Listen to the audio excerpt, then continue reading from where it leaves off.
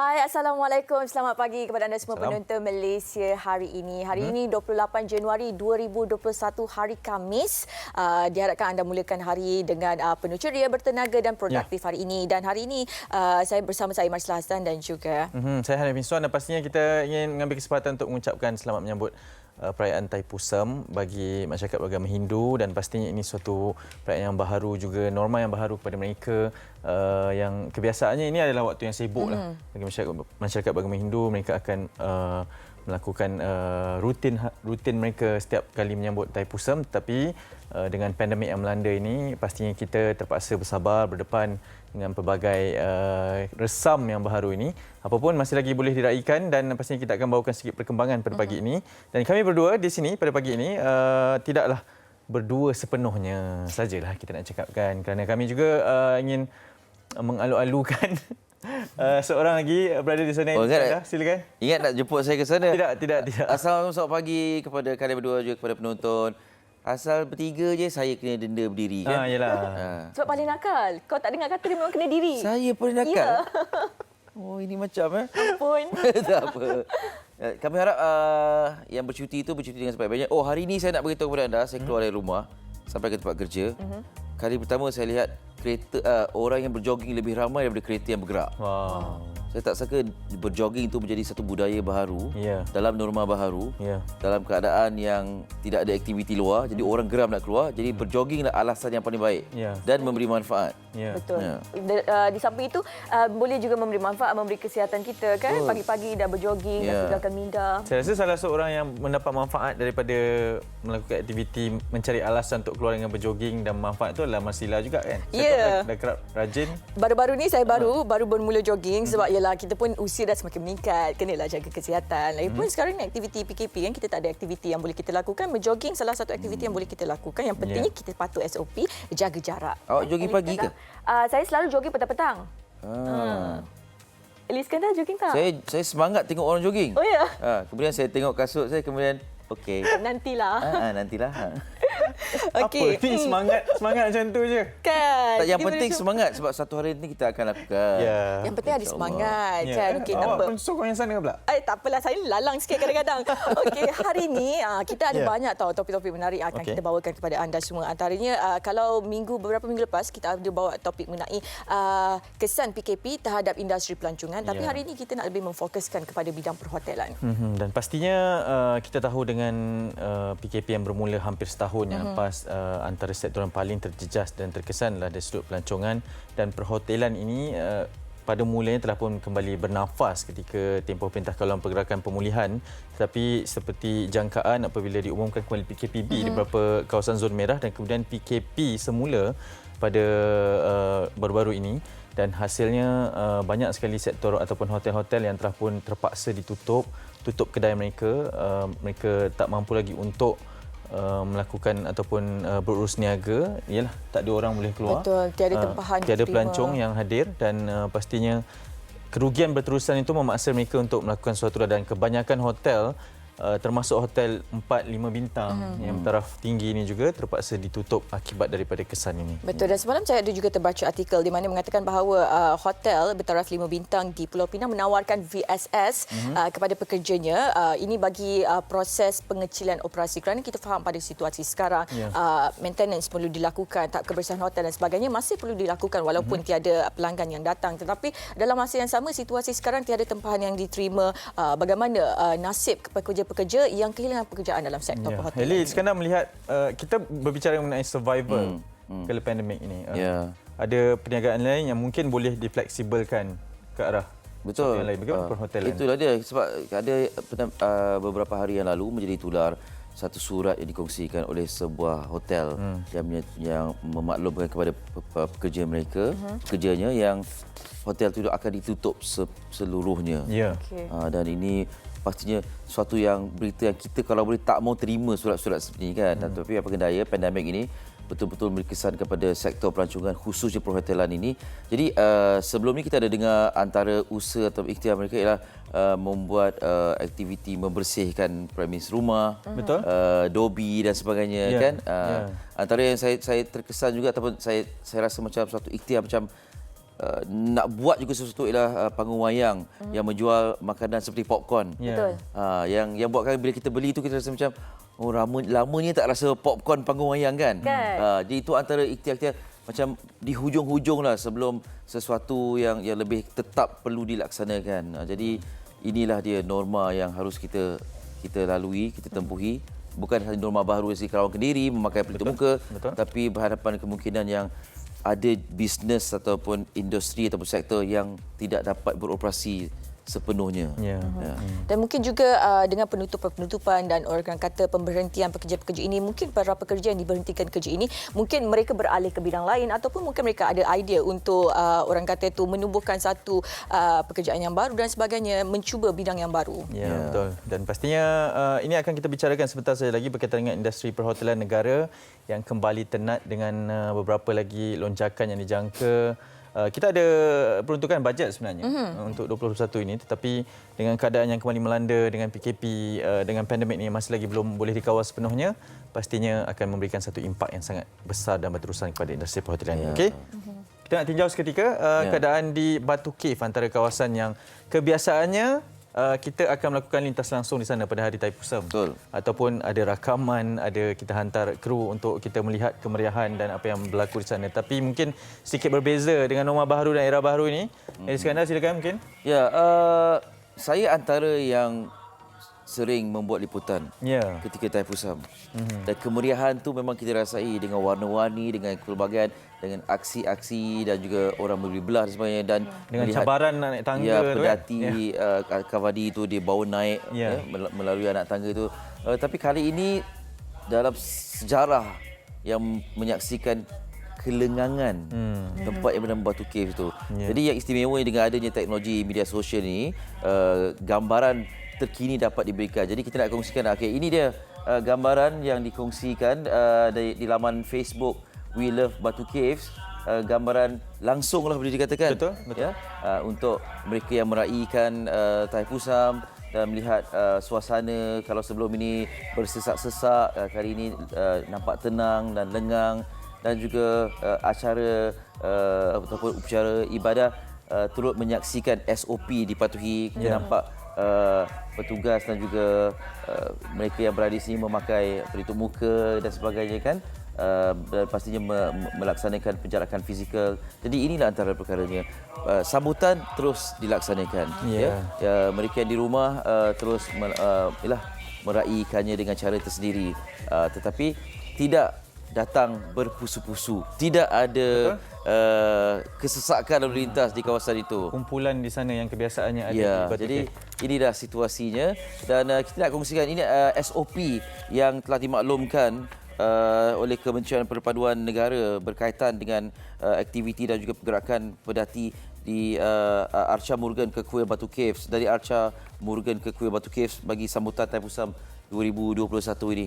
Makluman ini memaklumkan pergerakan pedati akan bermula pada jam 3 pagi dan pada 27 Januari, dan pulang ke kuil asal pada jam 3 pagi 29 Januari. Kemudian penganut tidak dibenarkan mengikut dan mengiringi pergerakan pedati sepanjang perjalanan pergi ke Batu Caves dan perjalanan balik daripada Batu Caves ke kuil asal. Pedati juga tidak dibenarkan singgah di mana-mana lokasi di dalam perjalanan pergi ke Batu Caves dan perjalanan balik ke kuil asal. Dan pihak kuil juga bertanggungjawab menyelaras bersama-sama pihak PDRM, dan dalam hal ini kita ucap terima kasih juga pada pihak berkuasa yang melaksanakan tugas memastikan kelancaran sambutan ini walaupun dalam keadaan begini. PDRM dan juga Dewan Bandaraya Kuala Lumpur untuk kawalan lalu lintas dan juga menjaga keselamatan secara amnya. Dan kebenaran khas ini diberikan setelah mengambil kira bahawa ia merupakan upacara penting sebagai tanda permulaan sambutan Taipusam. Jadi inilah dia keadaannya, inilah dia budi bicara kita sebagai rakyat Malaysia yang melihat sambutan dari Hari Raya ke tahun baru, Christmas dan Deepavali dan macam-macam lagi. Beginilah keadaannya. Dan yang bakal menjelang nanti adalah Tahun Baru Cina. Ya, betul. Saya percaya pastinya ramai yang akan tertunggu dengan bagaimana kebenaran, kelonggaran dan SOP yang akan dikeluarkan. Betul, dan pastinya setiap perayaan yang disambut daripada tahun lepas sehinggalah tahun ini kita sambut dengan kata orang tu norma baru dan pasti dengan SOP yang baru. Okey, kita nak teruskan dengan beberapa perkongsian di Dadak Akhbar terlebih dahulu. Sebelum kita mulakan dengan topik perbincangan pada pagi ini, saya mulakan di berita harian dan ini berkaitan dengan perkembangan vaksin yang sangat ditunggu oleh rakyat Malaysia terutamanya, dan ada sedikit perkongsian di muka hadapan berita harian ini. 75,000 divaksin sehari mulai Mac pada tahun ini. Kerajaan menyasarkan memberikan suntikan vaksin kepada 75,000 orang sehari menerusi 600 pusat vaksinasi apabila program vaksinasi COVID-19 kebangsaan dimulakan pada Mac ini. Jumlah itu akan ditingkatkan kepada 150,000 orang sehari yang turut meliputi dos kedua bergantung kepada bekalan vaksin supaya sasaran vaksinasi terhadap 20 juta orang atau 80% penduduk negara ini dapat dicapai pada hujung tahun ini atau Mac 2022. Perinciannya di halaman ketiga dan ini disasarkan oleh Encik Khairy Jamaluddin, Menteri Sains, Teknologi dan Inovasi. Kerajaan akan ubah strategi vaksinasi COVID-19 dengan beri tumpuan terhadap kawasan penularan wabak seperti penjara, pusat tahanan, tempat kerja atau lokasi tertentu. Dan kita tahu golongan frontliners yang akan diberikan keutamaan, warga emas, kanak-kanak dan juga mereka yang perlu mendapat keutamaan di dalam memberikan dos vaksin ini, dan dijangka bermula pada Mac ini. Jadi penantian masih lagi perlu kita berikan dan sasaran 75,000 orang sehari bermula Mac sehinggalah maksimum kepada 150,000 orang sehari sehingga boleh mencapai sasaran 20 juta penduduk Malaysia ataupun 80% daripada kepadatan penduduk di Malaysia. Okey. Itu sedikit perkembangan di berita harian boleh dapatkan. Dan seterusnya di Harian Metro. Seterusnya di Harian Metro ini mengenai sindiket warga Pakistan yang mengaut untung lumayan dengan mengeluarkan sijil negatif yang berharga RM300. Perinciannya ada di halaman ke-8 di mana katanya di sini polis telah menumpaskan satu sindiket pemalsuan slip saringan COVID-19 yang didalangi warga Pakistan, dan perkara ini terbongkar apabila dua lelaki warga Pakistan ditahan pada 20 Januari lepas ketika mengemukakan slip saringan COVID-19 yang mencurigakan di kaunter daftar masuk bagi penerbangan ke Pakistan di KLIA. Dan sedikit yang dikenali sebagai geng Habib itu dipercayai telah beroperasi sejak Ogos lepas, dan pastinya ia membabitkan kira-kira 50 pelanggan warga Pakistan. Dan warga asing itu mengambil jalan mudah untuk mendapatkan slip saringan yang dijamin negatif walaupun terpaksa membayar RM300 semata-mata untuk balik ke negara asal. Kerana kita tahu jika saringan kes positif kes itu adalah positif, maka mereka tidak boleh balik ke negara asal. Dan hasil siasatan setakat ini tidak menyumpai sebarang kaitan dengan hospital swasta maupun hospital kerajaan, dan orang ramai yang punya maklumat mengenai pemalsuan slip saringan ini agar bolehlah dapat laporkan kepada pihak berkuasa, kerana perkara ini pastinya membahayakan perempuan-perempuan lain ataupun orang ramai sekiranya perkara ini dibiarkan berterusan. Betul, ibarat menangguk di air keruh lah. Ramai juga yang tercari-cari berkaitan dengan ujian ini. Ada pihak yang pastinya akan mengambil kesempatan. Okey, saya nak teruskan ini sedikit perkongsian di NST berkaitan dengan sambutan Hari Thaipusam pada pagi ini, dan pastinya ini di muka hadapannya dengan tajuk Quiet Devotions. Like all other festivities since the start of the COVID-19 pandemic last year, Thaipusam is celebrated today with a scaled-down procession in KL, and Hindus encouraged to observe prayers at home. Dan perinciannya boleh kita bacakan di halaman ke-10 dan 11 yang sangat menarik saya percaya, kerana terdapat pelbagai gambar di seluruh Malaysia. Kita tahu perarakan pendatian telah pun bermula pada awal pagi semalam dan jangka sehingga awal pagi ini masih lagi berlangsung sambutannya rutin mereka ini. Dan ini gambar yang pertama di bahagian atasnya berlangsung di Pulau Pinang, a 100 years old silver chariot with a statue of Lord Murugan crossing Jalan Transfer during the Thaipusam celebration in Georgetown yesterday. Dan kita nampak juga di gambar yang kedua di halaman ke-10 berkaitan dengan bagaimana perlu mematuhi SOP yang telah pun diberikan, dan ini norma yang baru. Dan Thaipusam, unlike any other, Hindu devotees worship Lord Murugan from home to safeguard public health. Dan ini telah pun dibicarakan, pastinya sesuatu yang baru perlu disambut. Dan yang penting bagi kita adalah keselamatan dan kesihatan yang terutamanya dalam kita mengerjakan suatu ibadah. Okey, boleh dapatkan NST, Berita Harian dan juga Harian Metro untuk penceritaan dan juga perkabaran yang lebih lanjut lagi. Dan kita nak berehat seketika sebab selepas ini kita akan bersama dengan Ellie yang akan memperincikan mengenai industri perhotelan negara yang kembali tenat. Teruskan bersama kami. Bagaimana COVID-19 merebak? Situasinya begini. Terdapat 4 watak dalam situasi ini, iaitu Ali, Bob, Chen dan Dewi. Ali telah dijangkiti COVID-19. Ali mudah untuk dikesan kerana menunjukkan gejala jangkitan pernafasan. Ali keluar berjumpa Chen. Mereka bersalaman. Peluang untuk Chen dijangkiti sangat tinggi. Chen juga berpotensi menjangkiti orang lain. Ali dan Chen mudah dikenal pasti melalui pengesanan kontak, dikuarantin dan dirawat. Dalam perjalanan Ali untuk berjumpa Chen, Ali terbatuk ke arah Bob dan berlakunya jangkitan COVID-19 kepada Bob tanpa disedari. Masalah di sini, bagaimana untuk mengesan Bob dan kontak Bob? Bob dan kontaknya tidak sedar yang mereka telah dijangkiti dan berpotensi menyebarkan COVID-19 kepada orang lain walaupun tidak bergejala. Jika Bob dan kontak Bob mula menunjukkan gejala COVID-19 dalam tempoh 14 hari, mereka wajib ke pusat saringan serta mendapatkan rawatan. Rantaian jangkitan COVID-19 dapat diputuskan. Dewi pula hanya duduk di rumah membeli barangan keperluan atas talian dan berkomunikasi dengan rakan melalui alat telekomunikasi. Jika Dewi keluar rumah dan tidak mengamalkan langkah-langkah pencegahan, Dewi juga mungkin mendapat jangkitan. Tempoh 14 hari merupakan inkubasi COVID-19. Langkah pencegahan yang boleh diambil adalah kerap cuci tangan dengan sabun dan air atau gunakan hand sanitizer. Jarakkan diri sekurang-kurangnya 1 meter daripada individu lain. Hadkan interaksi dengan orang lain, termasuk ahli keluarga atau rakan. Langkah-langkah pencegahan adalah penting untuk memutuskan rantaian jangkitan COVID-19.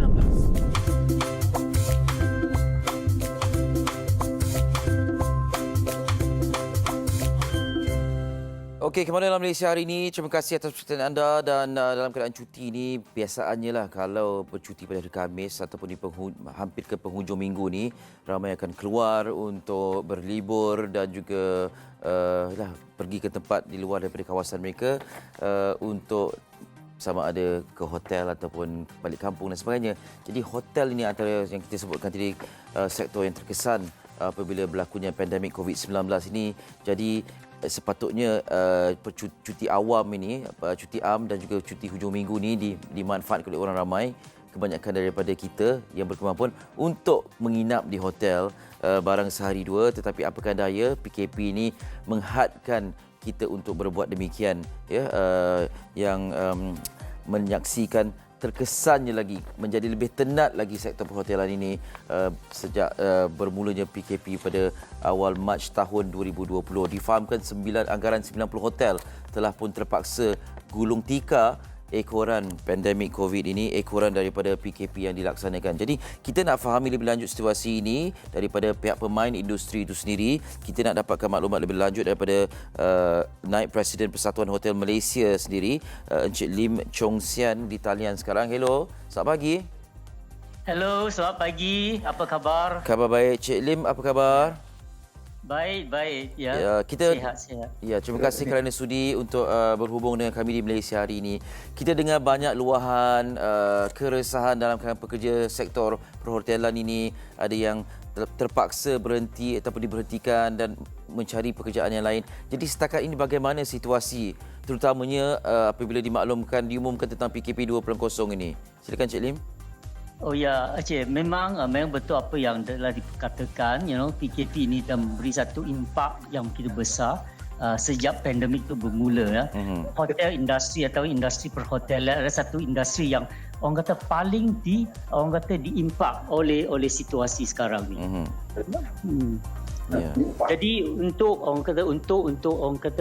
menanangi kawalan ni, pihak hotel biasanya kebanyakan akan membuat plan dua peringkat.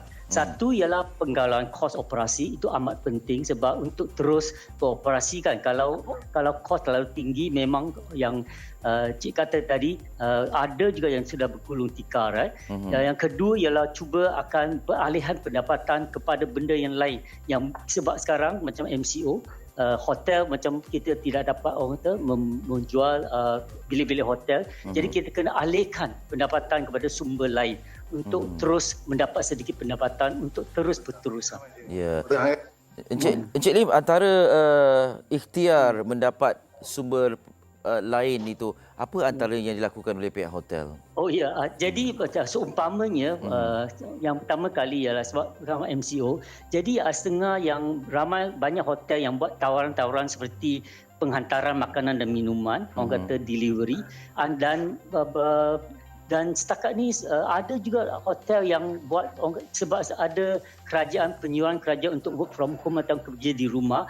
Kita hotel juga dah menawarkan tempat untuk orang yang macam yang bekerja dari rumah atau work from home, memberi tempat dia datang ke hotel. Sebab setengah orang yang tidak selesa bekerja di rumah sendiri, mungkin ada sebab-sebab yang tertentu kan, mungkin internet tak bagus, semua benda tu. Ya, jadi itu antara inisiatif yang diambil. Jadi dalam kata lain, hotel masih lagi boleh beroperasi, tetapi lah disebabkan PKP ni pergerakan orang ramai pun tidak terhad, kemudian aktiviti merentas negeri pun terhad, pelancong dari luar pun tidak ada. Jadi banyak perkara harus difikirkan. Jadi setakat ini bagaimana dilihat ataupun apa yang harapan daripada kerajaan oleh pihak Malaysia, Persatuan Hotel Malaysia sendiri? Okey, pertama kali kita nak terima kasih kepada kerajaan sebab baru-baru telah mengumumkan ada peruntukan yang baru, baru-baru ni di Perdana Menteri kita. Tetapi yang dikatakan tadi, sektor perhotelan adalah satu sektor yang amat terjejas dari pandemik ini, especially kalau kita ada MCO macam PKP ini, amat orang kata mengurangkan pendapatan di hotel. Sebenarnya banyak hotel yang sudah orang kata stop temporarily sebab MCO. Jadi bantuan kerajaan yang katakan tadi, ada dua perkara yang amat penting dari segi kos ya. Satu ialah dari segi orang kata sumber manusia. Kerajaan walaupun telah memberi orang kata subsidi upah, tapi kami rasa tidak mencukupi yang 600 bagi mereka yang menerima gaji tidak lebih daripada 4,000 tu. Kami actually telah memberi satu seruan kepada kerajaan supaya boleh memberi lebih kepada industri yang terjejas seperti hotel, seperti 50% daripada gaji bagi mereka yang bergaji kurang dari 4,000 dan 30% bagi yang bergaji di antara 4,000 dan 8,000. Sebab dalam orang kata range ni adalah di mana bilangan besar kerja kita dalam range gaji sedemikianlah. Okey. Dan silakan. Boleh saya sambung sikit. Satu lagi yang penting ialah orang kata yang kos yang paling tinggi ialah orang utility dari segi elektrik dengan air ya. Jadi elektrik ialah sebenarnya kita dah terima juga, terima kasih, ada kelebihan 10% dari 3 bulan tahun ni, tetapi kami rasa 10% ni tidak mencukupi sebab sebenarnya satu angka yang amat kurang. Terutamanya semasa bulan Januari Mac yang semua orang tahu, dari 3 bulan ni sebulan sudah dalam PKP. Jadi banyak hotel yang tak beroperasi. Jadi tidak dapat menikmati orang kata manfaat yang telah diumumkan ni lah. Okey, baik. Cik Lim, kalau boleh dapat dikongsikan gambaran lah. Misal kata yang gulung tikar itu, yang terpaksa gulung tikar itu satu situasi yang menyaksikan hotel terpaksa ditutup untuk sementara. Berapa lama tempoh untuk diputuskan untuk beroperasi kembali, dan adakah pekerja yang diberhentikan akan diambil semula atau bagaimana? Okey, jadi situasi kalau berapa lama itu susah nak dijangka sebab kita tidak tahu keadaan ekonomi, keadaan pandemik ni boleh berlanjut berapa lama kan. Jadi bila sesuatu perniagaan ataupun sesuatu orang kata bila nak tentukan sama ada hotel nak orang kata membuka kembali, ada bergantung kepada orang kata permintaan, demand. Sekiranya ekonomi sudah orang kata pulih, permintaan sudah kembali, tentu hotel akan beroperasi dan tentu akan mengambil balik orang kata pekerja-pekerja yang telah diberhentikan sementara. Okey. Baik. Dan akhir sekali, harapan daripada pihak MAH sendiri tentang situasi ini, memang kita tidak tahu bila, dan harapnya akan ada satu sinar lah untuk membolehkan sedikit sebanyak bernafas sektor perhotelan Ya, ini. betul. Ya. Itu ya harapan ialah okeylah, selain dari bantuan yang kami adalah orang kata bentang pada kerajaan, kita juga harap kerajaan akan bersedia sekarang untuk membukakan sempadan negara, ya, sebab itu amat penting. Kita memerlukan orang kata pengunjung dari luar negeri, selain daripada pengunjung dalam negeri atau domestik lah. Yang kedua ialah kita kena mungkin memberi perhatian terhadap orang kata industri yang paling terjejas ni, memberi lebih sikit bantuan, sebab kalau bagi bantuan serata pada semua, tapi yang paling terjejas tu kena diberi lebih sedikit, ya, untuk supaya industri boleh terus hidup, kurangkan yang hotel yang terpaksa ditutup, ya. Dan sebab hotel satu industri yang banyak memberi pekerjaan, sebab orang kata it's a very high manning kind of industry, ya. Jadi itulah yang kita harapkan kerajaan dapat menolong, ya, perkara ini. Baik, Cik Lim, terima kasih banyak-banyak atas perkongsian pandangan. Kita doakan yang terbaik, ya, untuk kalian semua. Terima kasih, ya. Terima kasih. Ya. Thank you. Cik Lim Chong Sian, Naib Presiden Persatuan Hotel Malaysia MAH. Jadi ini dia antara harapan dan luahan walaupun mendapat perhatian pihak kerajaan dengan rebate dan juga subsidi upah, dirasakan sektor ini memerlukan lebih perhatian kerana ia membabitkan lebih banyak tenaga kerja dan sebagainya, dan antara yang menjanakan penjana ekonomi juga ketika fasa sebelum pandemik ini. Jadi dalam keadaan begini dan dalam keadaan tidak tahu bila akan kembali pulih dan sejauh mana pemulihan itu dapat dilaksanakan, dialami, memang sukar untuk mereka bernafas lah setidak-tidaknya, kalaupun tidak terpaksa ditutup ataupun tutup buat selama-lamanya. Okey, jadi kita harap yang terbaik, dan kita masih lagi nak bercerita tentang sektor perhotelan ini. Kali ini lebih daripada perkongsian dalam kalangan pekerja sektor ini sendiri. Selepas ini bersama dengan Marsila, semuanya di Malaysia Hari Ini.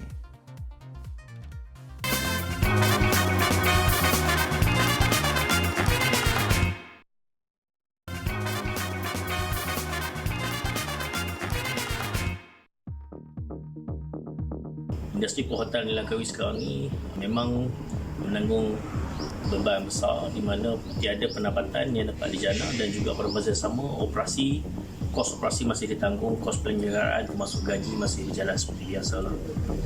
Dash Hotel ada 81 staff yang harapkan gaji bulanan, dan okupansi kita yang sepatutnya dibajetkan 75% telah menurun ke 25% month to date.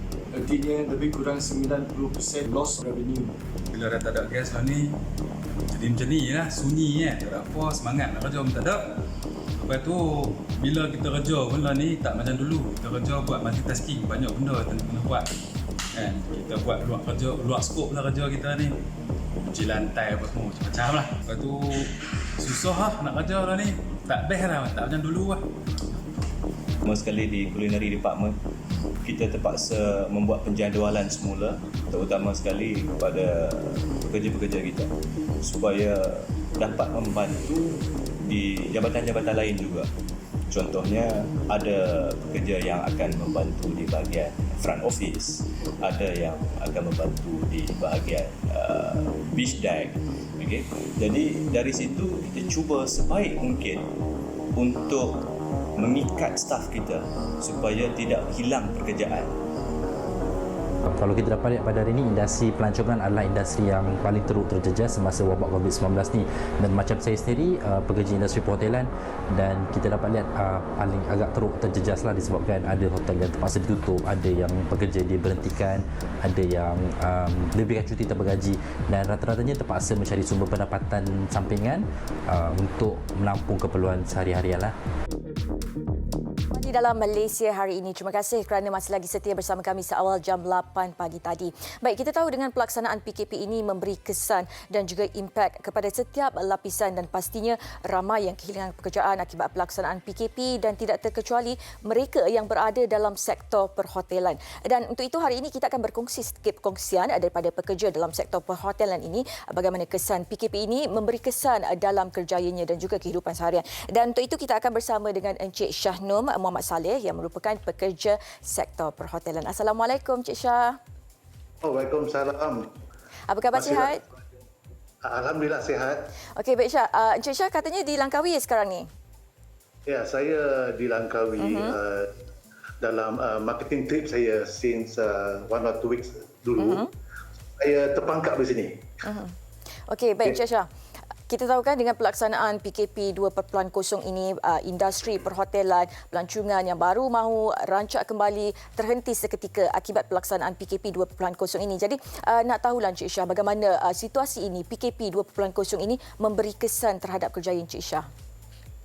Okey, seperti saya punya nature of business ialah consultant bagi training to the butler and also protocol. Keadaan MCO 0.2 ni saya rasa sama dengan MCO 0. Affected dia kita susah nak buat planning. So planning untuk upcoming training ataupun perubahan untuk program kita susah nak plan. Sebab macam sepatutnya saya punya training berada di bulan November atau Disember, sekarang dia ada postpone ke Januari, sekarang selepas ini kita tahu postpone ke Februari atau March. So kita tengok macam mana MCO continue lagi ya. Okey, baik, kita lihat apa paparan visual sekarang ni. Kita lihat hotel lengang, kosong, tiada pelanggan yang datang akibat pelaksanaan PKP kerana kita tidak benarkan untuk keluar dan juga merentas negeri. Jadi Encik Syah, kita juga difahamkan bahawa Encik Syah selain daripada bekerja sebagai seorang butler, Encik Syah juga mempunyai pendapatan ataupun pekerjaan sampingan yang lain. Jadi dengan situasi PKP ini, pastinya pekerjaan sampingan dan juga pekerjaan sebagai seorang butler itu memberi kesan terhadap kejayaan Encik Syah sendiri. Jadi mungkin ada perancangan lain yang Encik Syah lakukan dalam meneruskan kelangsungan hidup kerana kita tahu ramai yang kehilangan pekerjaan dan Encik Syah sendiri antara individu yang terjejas dan juga terkesan. Okey, di samping bagi konsultan untuk training, saya juga ada provide private butler atau butler. Okey, kepada klien yang hendakkan servis butler. Contohnya kalau dia membawa VIP untuk 2 atau 3 hari, so dia seseorang untuk entertain, untuk menjaga, so kita so provide the same thing. Dia ada sampingan business, nature of my business. And I think so training butler ni saya dah tukar kepada one to one ataupun one to two.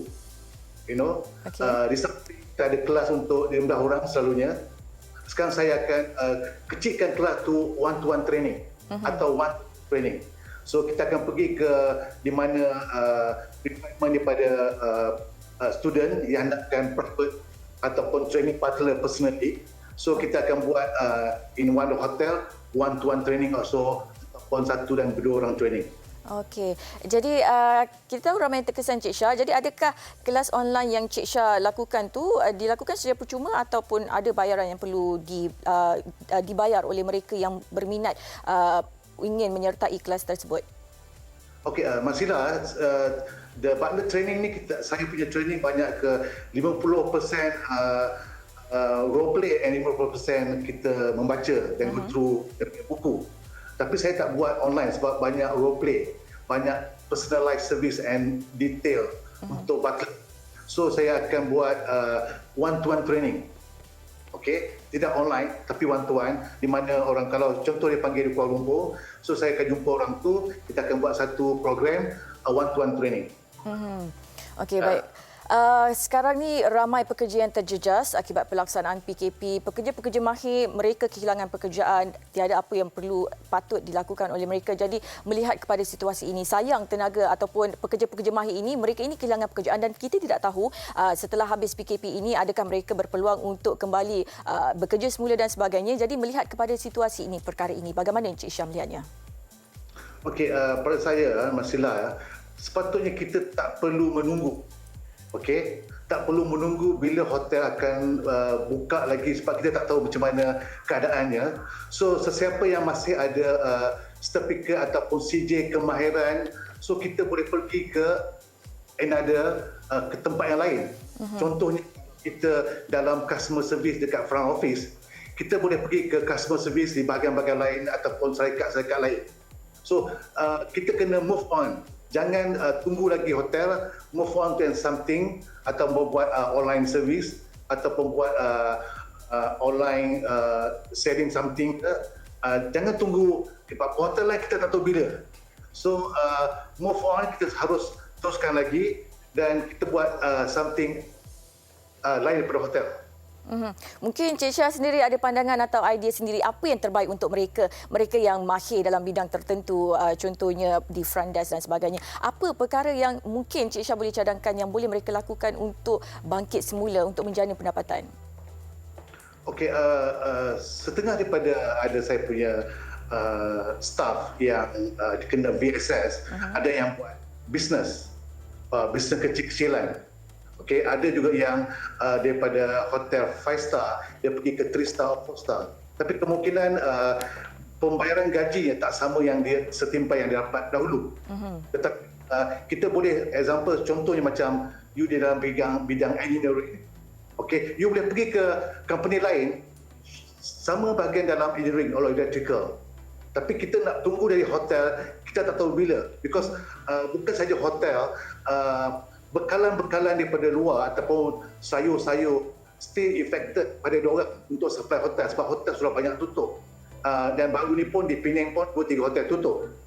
So saya harap jangan tunggu, jangan harap, move on, sama ada buat online service atau move to hotel yang 3 star atau 2 star. So kalau customer service you bagus dalam percakapan, handling guest, saya rasa tak ada masalah bila kita pergi ke bahagian lain, tapi same juga sama customer service. Saya gunakan CJ yang ada, yang kepakaran yang ada di tempat lain. Jadi Cik Syah melihat kepada situasi sekarang ni, kita tak tahu bila keadaan akan pulih dan berapa lama lagi pandemik ini akan melanda. Jadi adakah Cik Syah rasa masih ada lagi peluang untuk mereka yang mungkin ternantikan diambil kerja semula ataupun mereka yang kehilangan pekerjaan ini untuk kembali bangkit? Okey, kalau memikirkan bukan saya lah, seluruh dunia is global. Kita nak memang bangkit habiskan pandemik COVID-19 ni. Tetapi saya harap apabila buka balik hotel kan sikit kesukaran untuk nak train balik staff, nak build balik staff to the same level macam dulu. Banyak pekerja-pekerja yang mahir mungkin dah tak ada di sana lagi.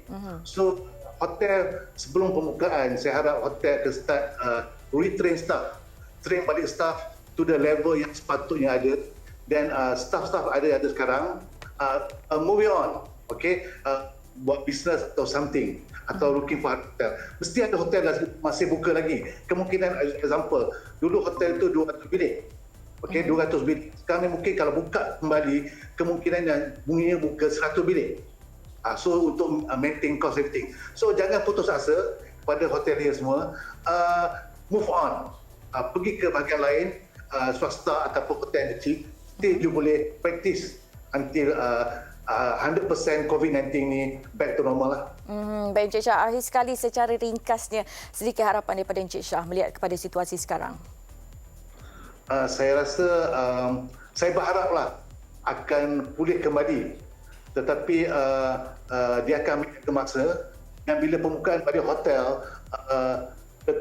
lebih susah sedikit untuk build up sebab selama setahun lebih hotel sudah merundung. So kita kena train balik staff-staff kita to the get back to the high standard and SOP. Saya harap jangan don't give up. Okay, ini semua kehendak Allah. InsyaAllah kita akan boleh menghadapi sama-sama.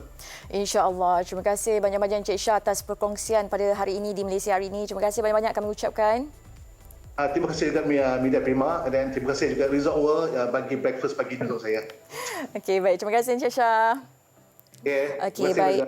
Okey, itu dia tadi Encik Syahnur Muhammad Saleh, pekerja sektor perhotelan yang terjejas akibat pandemik COVID-19 ini. Dan apa pun kita harapkan yang terbaik buat mereka yang terjejas, buat mereka yang kehilangan pekerjaan. Jangan putus asa, teruskan kelangsungan hidup anda. Dan selepas ini kita nak berehat seketika dan kita akan bersama Hanif mengenai penipuan dalam aplikasi WhatsApp. Pastikan anda terus setia bersama kami di Malaysia hari ini.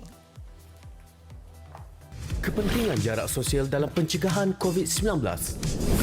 Jarak sosial merupakan satu cara yang berkesan untuk memutuskan rantaian penyebaran COVID-19. Bagaimana anda boleh melakukannya? Membuat pembelian atas talian seperti barang keperluan, makanan dan membuat pembayaran atas talian seperti bil, utility dan pinjaman bank.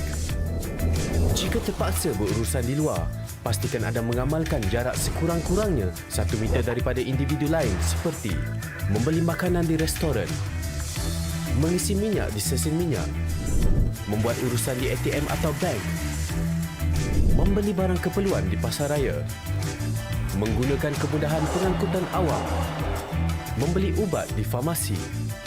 Jika membuat pembayaran di kaunter, guna pembayaran elektronik secara PayWave seperti kad kredit, kad debit dan e-wallet. Anda bosan? Lakukan aktiviti fizikal di rumah seperti melakukan regangan, berjalan sekitar rumah, berlari setempat, naik dan turun tangga, lompat tali dan berkebun.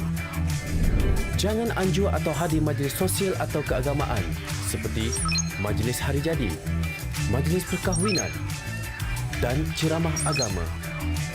Anda juga boleh berinteraksi dengan orang luar melalui aplikasi atas talian seperti Skype, WhatsApp, video call dan FaceTime. Letakkan tangan di dada sebagai tanda hormat dengan ucapan salam bagi menggantikan bersalaman dan bersentuhan. Jauh semeter namun kekalkan interaksi. Bersama-sama putuskan rantaian COVID-19.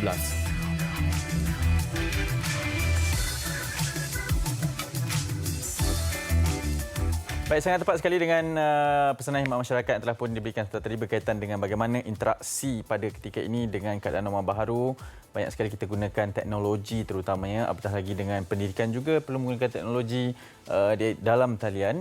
Dan kita ingin bicara mengenai bahayanya penggunaan penipuan di dalam aplikasi WhatsApp terutamanya. Ianya ibarat satu keperluan pada ketika ini. Apatah lagi kita ingin berinteraksi dengan ramai orang, kita ingin melakukan urusan perniagaan, melakukan urusan seharian, jual beli dalam talian dan pastinya akan ada mereka yang mengambil kesempatan. Untuk itu kita ingin memberikan sedikit kesedaran di dalam perkara ini berkenaan dengan bahayanya penipuan hanya dengan semudah menghantar pesanan ringkas melalui WhatsApp. Untuk itu bersama dengan saya secara panggilan video di talian pada ketika ini adalah Encik Siraj Jalil, Presiden Persatuan Pengguna Cyber Malaysia. Assalamualaikum, selamat pagi. Waalaikumsalam warahmatullahi wabarakatuh. Selamat pagi. Ya, Encik Siraj, terima kasih kerana sudi bersama dengan kami pada pagi ini. Mungkin kita boleh mulakan dengan sedikit pengenalan berkaitan dengan adakah ianya telah menjadi satu perkara yang sangat bahaya pada ketika ini, penggunaan aplikasi WhatsApp dan ada penipuan di dalam sebarang perbualan ataupun urus niaga yang dilakukan. Okey, basically WhatsApp dah jadi messenger nombor 1 dalam dunia dengan pengguna lebih 2 bilion. Seluruh dunia ada 2 bilion pengguna WhatsApp. Jadi sudah pasti bila dia menjadi tarikan utama, dia akan memberi tarikan kepada pihak-pihak yang tidak bertanggungjawab lah, terutamanya penjenayah cyber ni. Jadi yang terbaru ni kita dikejutkan tentang penggodaman WhatsApp.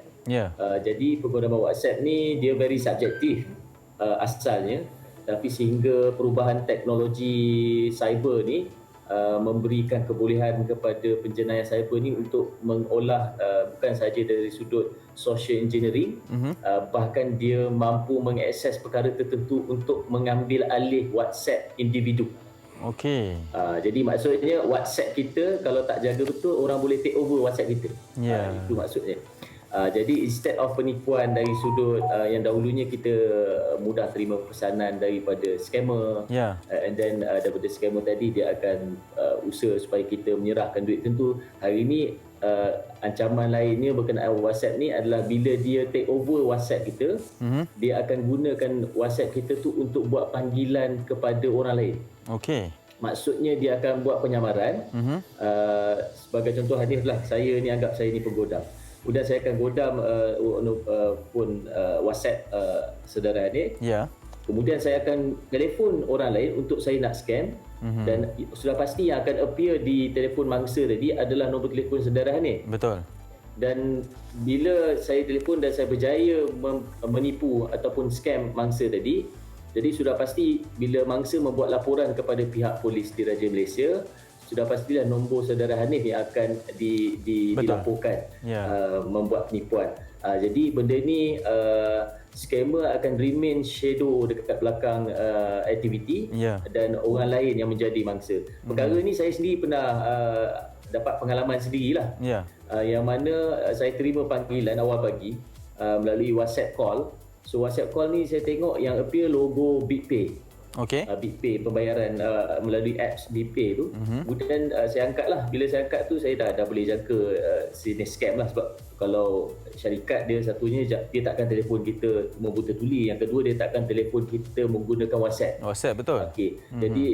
Jadi bila saya tengok cara bercakap pun dah memang tahu scam kan. Jadi saya tutup panggilan dan saya minta saya makan, buat saya makan dengan pihak berwajib. Pemilik, siapakah pemilik nombor telefon berkenaan. Jadi pada masa yang sama juga bila saya buat call offline, call normal call tu, ada yang angkat. Jadi bila saya dapat bercakap dengan pemilik sebenar telefon tu, dia maklumkan WhatsApp dia tak boleh masuk dah 2 hari. Maknanya dah 2 hari WhatsApp dia dah tak boleh masuk. Jadi baru kita faham lah, masa tu baru saya dapat analyse that WhatsApp ni boleh consider digodam lah. Waima dari sudut godam secara terus ataupun menggunakan social engineering. Jadi ini kaedah dia pelbagai. Dan ada beberapa faktor bagaimana dia penggodam ni ataupun scammer ni boleh take over WhatsApp kita. Yang pertamanya, WhatsApp tadi tidak dilindungi dengan two-factoring authenticator. 2FA orang panggil. Maknanya pengguna tidak aktifkan PIN code WhatsApp tersebut. Yang keduanya, pengguna tidak peka terhadap OTP. Maksudnya bila ada OTP number dan dia culas cuai dan dia bagi nombor OTP kepada pihak ketiga.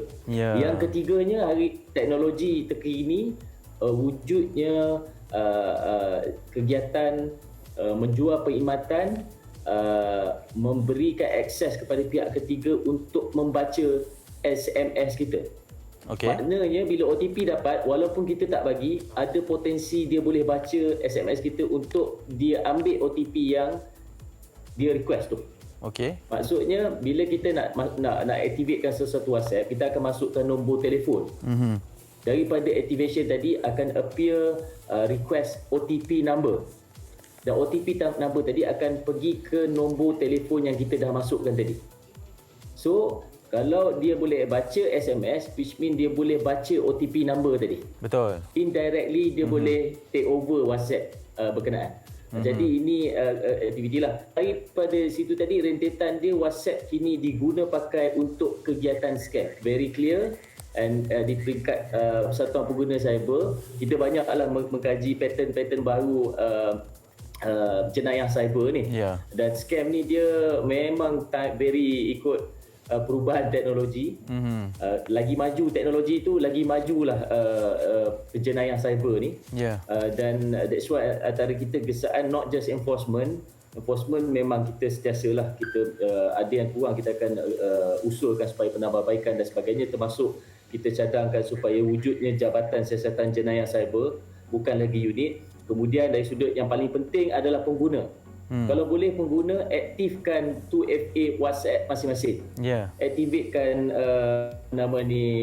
PIN code. Boleh pergi kat setting di bahagian WhatsApp tu, pergi dekat bahagian setting and then ada 3 dot biasanya dekat bahagian atas, pergi ke bahagian setting, dia akan ada account, appear account, preview, and then pergi ke bahagian 2-step verification. Bila pergi ke 2-step verification, dia akan ada tulis minta kita enable. And then kita enable kan. Bila kita enable, dia akan minta 6 digit PIN code untuk kita masukkan.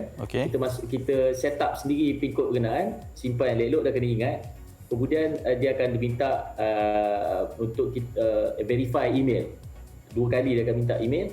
Kemudian once success, and then dia akan test kita punya verification code, PIN code tadi. Once kita keluar daripada WhatsApp untuk kita masuk semula ke dalam WhatsApp kita. Jadi 2FA ni sangat penting.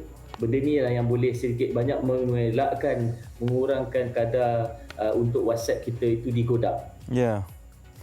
Okey. Itulah saya pun tengah ikut step yang diberikan oleh Encik Siraj tadi ni. Okey, kita faham. Ada pengalaman tersendiri juga dan banyak juga mereka telah berkongsi di media sosial.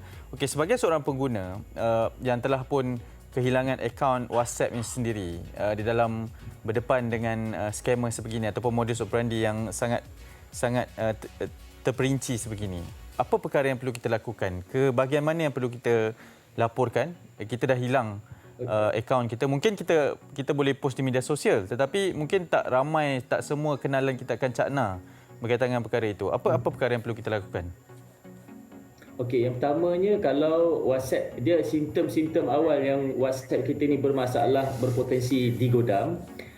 WhatsApp kita tadi memang kita tak boleh nak login. Betul. Beberapa kali kita masuk akan jadi bermasalah. Yang pertama sekali, untuk elakkan sebarang kemungkinan salah laku jenayah terhadap diri kita, laporkan terus kepada pihak polis. Nyatakan bahawa WhatsApp saya telah mengalami gangguan dan saya jangkakan WhatsApp saya digodam, bagi mengelakkan, maknanya orang panggil covering report lah, bagi mengelakkan daripada saya menjadi mangsa kepada jenayah saya pun, saya ingin melaporkan bahawa WhatsApp saya digodam. Jadi apa-apa laporan susulan terkait tentang nombor kita digunakan sebagai vehicle jenayah saya pun, at least pihak PDRM maklum. Yang keduanya, setelah selesai buat laporan tadi, kita buat laporan rasmi kepada Facebook. Pergi ke, sebab WhatsApp ni hak milik Facebook, miliknya Facebook. Jadi maklum kepada pihak Facebook dan laporkan perkara ni ada melalui support line di Facebook tu, dan bagi tahu isu berkenaan. Dan kalau dah selesai buat tadi, biasanya WhatsApp ni kita boleh dapat balik selagi kita memiliki nombor tu lah, nombor telco yang kita pakai tu. Tapi dia ada take time. Dan normally based on kita punya experience dengan mangsa ni, dia 1 ke 2 hari permasalahan itu berlanjutan dan ada potensi dia akan dapat baiklah. Tapi apa-apa pun, 2 step tadi kena very clear. Buat laporan polis, covering report. Second, buat laporan kepada pihak Facebook supaya kita ada tinggalkan maklumat yang kita memiliki masalah dari sudut accessibility kepada WhatsApp kita. Maksudnya ada window of opportunity lah dalam sehari ke 2 hari untuk berlaku sebarang perkara yang tidak diingini. Okey, Encik Siraj, terima kasih banyak-banyak di atas perkongsian yang diberikan pada pagi ini berkaitan dengan bahayanya penipuan menggunakan aplikasi WhatsApp. Encik Siraj Jalil, Presiden Persatuan Pengguna Cyber Malaysia. Nanti kita hubungi lagi untuk perkara ataupun isu yang berbangkit. InsyaAllah. Terima kasih banyak. Assalamualaikum. Waalaikumsalam. Baik, itu dia berkaitan dengan aplikasi WhatsApp, dan ini antara modus operandi yang baharu dan pastinya dah banyak kes yang telah pun tular ataupun telah pun dilaporkan, dan kita sepastinya perlu berwaspada dalam menerima. Yang pertamanya, kalau menerima sebarang panggilan ataupun mesej yang mencurigakan, dan yang kedua, kalau akaun kita yang digodam, perlu ikuti segala step yang telah pun diberikan sebentar tadi. Okey, kita nak berhenti seketika. Selepas ini akan kita bicarakan berkaitan dengan drama terbaru di slot Samarinda, Takdir yang Tertulis. Jangan ke mana-mana.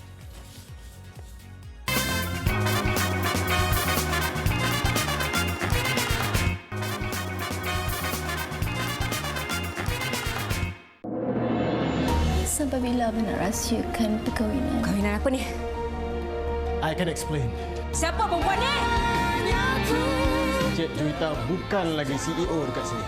You tak ada hak buat macam tu Lari daripada semua ni. Okay? Asalkan kita tak zalim, especially tu Juwita. 7 tahun tau. Nak tunggu aku mati baru nak declare kau ni laki bini ke apa? Orang cakap macam tu je dia terus takut. Takdir yang Tertulis, Isnin hingga Khamis 10 malam di Samarinda TV3. Kembali dalam Malaysia hari ini, itu dia tadi baru kita saksikan sedikit kan klip Takdir yang Tertulis Samarinda terbaru di TV3. Dan mendapat pelbagai reaksi dari penonton pada ketika ini, dan pastinya kita ingin kongsikan berkenaan dengan sikit sebanyaklah apa yang boleh dikongsikan oleh 2 pelakon yang bersama dengan kita pada pagi ini secara panggilan video. Pastinya kalau semalam kita bersama dengan Kak Liza dan juga Kak Long Malina, pagi ini kita bersama dengan Durjaka, iaitu Nazim Osman dan juga Alvin Chong berada bersama dengan kita pada pagi ini. Selamat pagi kedua-duanya. Selamat pagi. Ya. Apa khabar? Baik. Ya, okey, mungkin kita dah saksikan sedikit teaser berkaitan dengan drama Takdir yang Tertulis. Mungkin kalian boleh mengambil kesempatan ini untuk kongsikan berkenaan dengan sedikitlah penceritaan berkaitan dengan Takdir yang Tertulis ini. Mungkin Nazim boleh mulakan, silakan. Kalau nak cerita lebih-lebih tu macam tak best lah kan, sebab penonton tu kena tengok lah, sebab kita yang dah syuting ni kita tahu jalan cerita macam mana. So it's gonna be a surprise sebab every episode ada plot twist tersendiri. Untuk penonton bukan saja tonton tapi digest apakah intipati ataupun values pengajaran yang cuba kita sampaikan. Itu lagi penting. Ya. Okey, Nazim, kalau kita lihat episod pertama, kedua, watak Nazim tu kita tengok macam alahai kesiannya, macam suami yang tertindas gitu. Tapi bila kita dah tengok episod 3, 4, rasa macam ya Allah, rupa-rupanya macam ni rupanya Azlan dalam cerita Takdir yang Tertulis ni. Jadi respon peminat tu yang Nazim terima tu macam mana? Ada tak memang marah, sakit hati tengok watak Nazim ni? Of course, memang ada yang marah. In fact, ramai yang marah. Tapi saya tak boleh marah diorang. In fact, saya kena bersyukur sebab dapat feedback dan respon yang banyak dari penonton untuk menunjukkan bahawasanya naskah ni diterima ramai, ditonton. Dan harapan saya, jangan sekadar marah tapi cuba faham bahawasanya kita cuba sedaya upaya untuk menunjukkan bahawa kita manusia ni bukan hitam dan putih. Setiap orang tu ada dia punya sisi-sisi dark side. Walaupun dia nampak baik, memang dia tetap akan ada dark side. Sama juga macam orang yang kita nampak macam jahat, tapi sebenarnya dia tak jahat. Things like that. Itu yang kita cuba terapkan dalam naskah ni. Dan harapan kita orang memang penonton akan nampak lah. Ni baru episod 4. Ada banyak lagi episod dan mungkin tak tahu, mungkin yang benci saya mungkin akan sayang saya lepas ni, kita tak tahu. Mana nak tahu kan. Elvin, melihat kepada perkembangan watak awak dalam Takdir yang Tertulis ni, bagaimana, adakah ia sesuatu yang mencabar Elvin sendiri sebagai seorang pelakon? Bagi Alvin ni satu watak yang agak berat lah, sebab sebenarnya ni Alvin pegang watak yang macam jenis dia monyet, lepas tu yang lalai, tak ada macam drama politik ke apa ke, tak ada. So kali ni walaupun semalamnya episod Alvin cuma muncul hujung-hujung je, tapi nak tahu adakah watak Alvin ni seorang apa ke, ataupun dia jual makanan je ke, dah hantar makanan ke. Tadi korang tunggulah. Tapi apa yang best untuk berlakon dengan Abang Ijat ni, sebab kita punya skrip ongoing masa syuting tau. So time syuting ni Abang Ijat ni tengok kita punya perangai, kita punya membawakan watak tu, dia bincang dengan pelakon semua. So tu yang best. So jadikan setiap episod dia banyak sangat plot twist sampai kita sendiri pun tak ingat apa yang kita dah buat. Itu yang best. And one more thing yang dari Nazim cakap kan, dalam kehidupan kita tak ada yang hitam putih. So bagi Alvin kan, so setiap perwatakan ni ada dia punya grey area. Maksudnya you tak tahu siapa orang jahat, siapa orang baik, siapa yang geni, siapa yang bagus punya. So it's interesting lah. Cuma satu yang Alvin agak macam rasa tak best sebab dia cuma 15 episod saja. So sekarang dah episod keempat, orang dah macam tapi rasanya nanti akan potong steam sikit lah sebab sampai 15 je dah habis. Okey. Jadi Elvin, ada tak mana-mana scene dalam Takdir yang Tertulis ni yang Elvin rasa macam susah nak lakonkan, ataupun ada line yang Elvin macam tak boleh lupakan sebab berlakon dengan pengarah yang Abang Ijat ni kan cerewet. Jadi ada tak mana-mana yang Elvin tak boleh lupakan? Apa yang Alvin tak perlu kan, hari-hari pergi set pun nervous sebab Abang Ijat punya skrip panjang. So seorang punya dialog tu monolog boleh sampai 3-4 page. Kalau orangnya boleh sampai 12. Kalau ramai boleh sampai 16-20. So bagi Alvin macam ni macam sebab bahasa Malaysia bukan bahasa utama Alvin. So susah sikit kalau nak macam purely fully Malay. So Abang Ijat bagilah dia ruang untuk Alvin, macam ayat yang macam susah nak sebut boleh tukar skrip dia. So dia bagi kebenaran untuk Alvin tukarkan skrip. So itu yang buat Alvin lega. Tapi tetaplah dengan pelakon macam Nazim, Nat, El semua, Mami Didi lagi. So dia punya acting dekat set tu power-power tau. Walaupun skrip berat, dia sangat ni berat, tapi dekat bila kamera tak ada, semua macam relax buat lawa. Nanti kalau orang upload behind the scene tu, korang boleh tengok kita memang gila dekat set.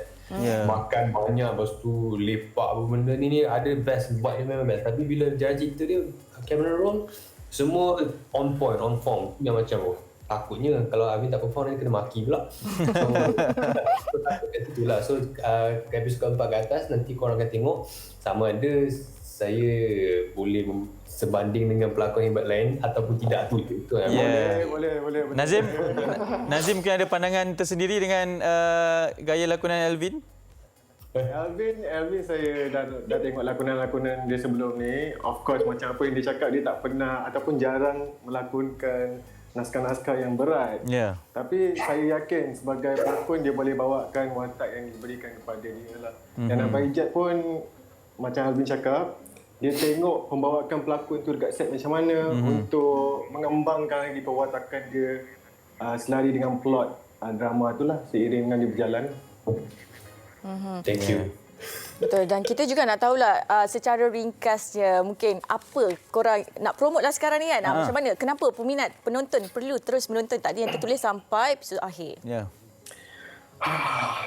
Satu sebab dia karya Syarul Izzat Muhammadin. Kita memang tahu naskah dia memang wow. Dia adalah penulis skrip, kalau nak tahu, penulis skrip drama ni. Selain daripada itu dia juga adalah pengarah, penulis lakon layar, penerbit pun dia, semuanya dia. Dan memang sebagai pelakon saya dah lama mengimpikan untuk berlakon di bawah arahan beliau dan alhamdulillah akhirnya cita-cita itu tercapai. Saya puas untuk berada ataupun menjadi sebahagian daripada naskah ni. Jadi sebenarnya kekuatan tu berada pada Abang Ijat. Okey. Thank you. Ada lagi satu saya nak sebelum saya lupa, kepada semua kru di sebalik tabir yang orang tak nampak, orang cuma nampak pelakon je, orang nampak pengarah tapi orang tak nampak kru-kru yang bekerja keras di belakang tabir. Itu pun saya nak highlight juga. Betul. Sebenarnya kru-kru ni yang bekerja paling keras lagi untuk sesebuah naskah tu. Especially yang cameraman and then crew, our crew semua. And then lagi satu, sebelum saya lupa, kita punya editor pun memainkan peranan yang sangat penting untuk menjadi atau mencantikkan naskah ni. Setengah drama dia tak ambil berat pasal score music drama ni saya sangat suka sebab dia membantu mood dalam setiap plot. Bagus. Ingat orang-orang kerja di belakang tabir confirm lepas ni lock satu job. Ada naskah dari awak juga kan? Okey, Alvin, mungkin secara ringkas kita dah berada di penghujung segmen. Ialah anda juga antara mereka yang banyak sekali diminati sekarang ini. Sedikit ucapan dengan perayaan Tahun Baru Cina yang bakal mendatang juga sekali ala-alam ni. Okay, one of the reason korang kena tengok drama ni sebab drama ni kita shoot time PKP. So PKP apa dah, BBTD ke apa tu. Tapi ini memang best, and also sebenarnya Tahun Baru Cina, nak wish semua penonton selamat Tahun Baru Cina. I tahu banyak ramai orang tak dapat sambut, tapi tak apa, ini untuk keselamatan semua orang. So we just hope that we can get through this, and jangan lupa untuk stay safe, stay hygiene, and also take care. Itu dia, terima kasih. Terima kasih diucapkan kepada Alvin dan juga Nazim kerana sudah meluangkan masa bersama kami berkongsi mengenai takdir yang tertulis. Terima kasih banyak-banyak. All the best. Sama-sama. Thank you. Okey. Itu dia kan, menarik. Jangan lupa saksikan takdir yang tertulis. Okey. Kita ada perkongsian, Anip. Ini kita berikan sedikit perkongsian berkaitan dengan semalam kita dah saksikan drama yang epik yang dibawakan khas oleh Samsung di TV3, mengisahkan sebuah keluarga dengan matlamat masing-masing untuk menjadikan kehidupan harian mereka lebih epik. Dan dengan barisan pelakon yang epik, kita ada Ali Mazlin, kita ada Norman Hakim, kita ada Nabila Razali dan juga Ismail Izani, kita ada Sarah, kita ada Syafiq dan juga Adli daripada lagu Cinta Kita Dua. Dan kalau ada yang terlepas tu, jangan risau kerana anda boleh tonton di YouTube TV3 Malaysia. Nak tahu tentang apa yang menarik, promosi yang ada di Epic ini, saksikan VT ini. Yang inilah favourite tudung Bella. Cantik kan? Hai, Assalamualaikum. Terima kasihlah sebab sudi tonton Keluarga Epic sebentar tadi. Ni saya nak beritahu sikit ni. Siri Samsung Galaxy S21 5G, Galaxy S21 Plus 5G dan Galaxy S21 Ultra 5G akan dilancarkan di pasaran pada 29 Januari ni, di mana anda boleh beli mana-mana telefon siri Samsung Galaxy S21 dan dapatkan aksesori Samsung secara percuma sehingga RM697. Anda boleh dapatkan di mana-mana Samsung Experience Store, Samsung eStore, cawangan telco, platform e-dagang dan pengedar yang disahkan. Untuk ketahui lebih lanjut, layari www.samsung.com.my. Inilah keluarga epik saya. Di Norma baru ni, seorang nak jadi blogger popular. Seorang nak jadi pro gamer. Si ibu pula mulakan perniagaan baru. Sementara si bapa cuba menyesuaikan diri dengan kesibukan di rumah. Nak tahu betapa epiknya keluarga ni? Jangan lupa saksikan Keluarga Epik.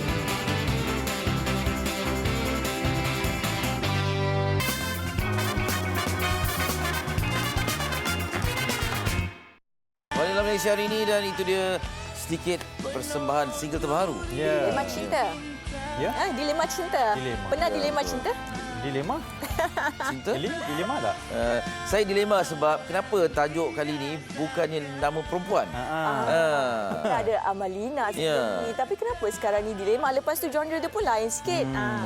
Kita nak mencuba sesuatu yang baru jugalah kan. Cabaran. Dan kita sebenarnya baik kita tanyakan dilema kita ini kepada yang berkenaan. Pemilik dilema. Pemilik dilema tersebut. Telah pun berada bersama kita secara panggilan video sahaja. Santes, selamat pagi. Selamat pagi. Ya. Apa khabar? Khabar baik. Apa khabar di sana? Semua Kami okey? sihat. Kami Sejahtera. Harap anda sihat juga. Selamat menyambut Hari Thaipusam. Thank you. Ya, Santis, kalau boleh ceritakan sebab ini satu yang sangat bersejarah kan. Kami baru saja kongsi situasi di Batu Caves kan. Kalau sebelum ini bersesak meriah lah, berwarna-warni sebagainya. Kali ini tenang saja. Jadi bagaimana sambutan yang dilaksanakan Santis sendiri?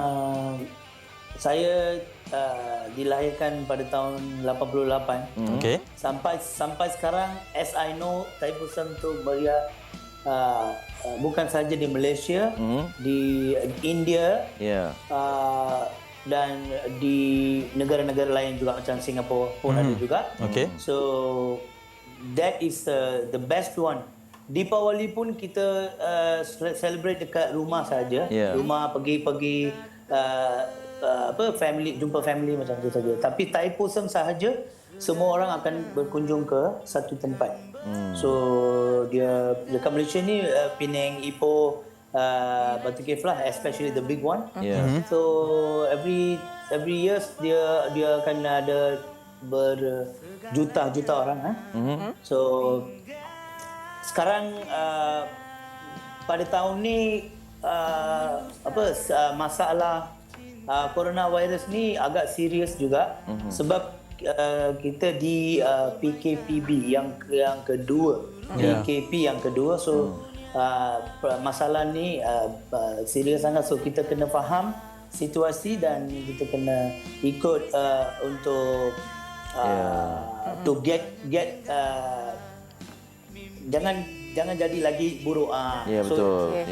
Semua tahu itu crowd banyak besar. Kalau dah datang kita tidak dapat dikawal. Tidak boleh dikawal. That's why. Okey, baik, itu mengenai Thaipusam yang disambut pastinya dengan norma yang berbeza. Baik, Santesh, kita nak cakap mengenai dilema cinta ni, Santesh.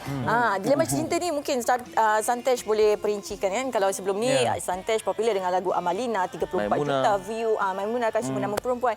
Kenapa pilih dilema cinta dan genre-nya agak berbeza? Kenapa bukan sekarang Marsila ke? Marsila nak juga. Sebenarnya saya nak juga. Marsila boleh next lagu. Siapa Marsila? Saya lah Marsila. Okey. Dia itu sebab owner lagu. Owner lagu ni Abang Don. Don Ozel. So dia yang create lagu ni, tulis tajuk dia, lirik dia, genre dia yang suruh buat. Santis buat apa yang mereka order, itu sahaja. So it's not my plan, Abang Don punya plan lah actually. Adakah awak rasa sesuatu yang sangat mencabar dengan perbezaan genre ni berbanding dengan dua lagu sebelum ni, Santesh? Tak ada. Dia macam dua-dua itu ada different sikit sebab lagu Amalina tu dia macam orang boleh menari lah kan. Itu fast sikit dan lagu tu rancak sikit dan dia macam happy, more to happy mode. Lagu ni macam lagu break up. So dia feeling sad dan genre dia macam 90-an 80-an punya style. Ya, betul, dengan slow rock. So ada banyak different dan Kali ini cabaran tu agak tak adalah banyak sangat sebab kalau ikutkan secara technically lagu ni slow dan dia kalau lagu Amalina tu high pitch tu C minor, so ini low scale dan boleh bawa lagu ni. Okey, lagu ni mudah sikit untuk dibawa. Okey, dalam music video ni ada dalam scene yang Santej main gitar tu. Ada gambar-gambar tu. Itu gambar-gambar siapa tu? Gambar-gambar belakang dekat gambar-gambar tu. Tu anak ini kisah benar actually. Ini kisah benar. Benar-benar berlaku. So dalam picture tu ada gambar anak dia kan, anak dia tu, budak kecil kan, tu anak hero lah, anak hero ni. So dia punya wife tu dah tinggalkan dia pergi, so hero dengan dia punya anak perempuan sahaja yang tinggal. So kami nak tunjuk sedikit dalam music video ni. Yang gambar tu yang original punya daughter of him. Oh wow. Okey. Wow. Santaj, lagu ni dah 3 minggu ada di YouTube dan viewsnya dah sebanyak 147,000 view. Dan macam mana strategi Santaj? Adakah Santaj harapkan lagu Dilema Cinta ni views dia akan naik tinggi macam lagu Amalina? Ada lebih 34 juta views, pecahkan masuk Malaysia Books of Records. Jadi adakah Santaj rasa lagu ni boleh sama par dengan lagu Amalina? Penerimaan peminat Santaj bagaimana? Masa buat lagu Amalina pun saya macam unexpected juga, tak boleh nak agak So sekarang pun kali kedua, this one pun saya tak boleh agak lah. So it's all depends on pendengar punya penerimaan lah. Ya, penerimaan. So let's see lah. Ini pun baru-baru saja release. So kami pun belum promote, and thank you so much untuk anda semua untuk promotekan lagu ni dalam program ni. So a little bit dia start sebab sekarang ni yang trending tu trending punya hal ialah coronavirus. Betul. So that's why kita macam lagu-lagu ke filem ke semua slow down sikit kan. Kena usaha lebih sikit lah untuk promosi ni. Yalah, Amalina versi Tamil 3 hari pecah rekod 1 juta lebih 1 juta tontonan di YouTube. Apa pun all the best Santaj. Thank you. Sekali lagi selamat menyambut Tahir Pusam kepada anda. All the best. Thank you. Terima kasih banyak bersama dengan kami. Itu dia Dilema Cinta. Dan mantau single keempat ni Marsila. Oh, insyaAllah. Tapi tadi dia tanya siapa Marsila. Okey, ni dah tahu Marsila kan. Jadi bolehlah lepas ni tengok balik ni fikir, oh Marsila, okey, tulis lagu Marsila. Ke dah tahu Marsila terus tak jadi tulis. Tapi tak apa, Marsila boleh tulis sendiri. Alah. Iyalah. Tu tulis drama lah. Tapi dia nak tulis, nak puji diri sendiri tu. Saya puji banyak Marsila. Janganlah. Okeylah. Okey. Baik, itu sekian saja perkongsian kami pada hari ini. 1 jam 30 minit bersama dengan anda. Dan pastinya esok kita akan masih bersiaran untuk membawakan topik perkongsian bersama dengan salah seorang legenda industri lakonan tanah air, Saudara Bob Lokman. Yang pastinya akan memberikan perkongsian berkaitan dengan perkembangan terkini lah. Jadi kita nak tinggalkan anda dengan video klip lagu daripada Faizal Tahir, Jacqueline Victor dan 7K Klik. Apapun DJ radio lah. Mungkin lagu ni di permintaan siapa? Lagu ini datangnya dari permintaan Eli Iskandar. Tiba kan nak cuba bakat. Lagu 7 ni. Oh, lagu 7. 7 lah, 7K Klik ada lepas ni. Tapi sampai lagi lah, kejap lagi lah. Dan hari ini kan pastinya sesiapa yang menyambut perayaan Tahir Pusam tu selamat menyambut, kami ucapkan kepada anda semua. Pastinya kalau nak menyambut, kita tak boleh melawat, pergi ke rumah orang dan sebagainya. Kalau berada dalam keluarga sendirilah. Bercuti, yang bercuti selamat bercuti, yang bekerja selamat bekerja. Betul. Ya, kita sentiasa jaga kita. Betul. Jaga diri baik-baik. Jumpa lagi. Assalamualaikum. Bye. Bye. Bye.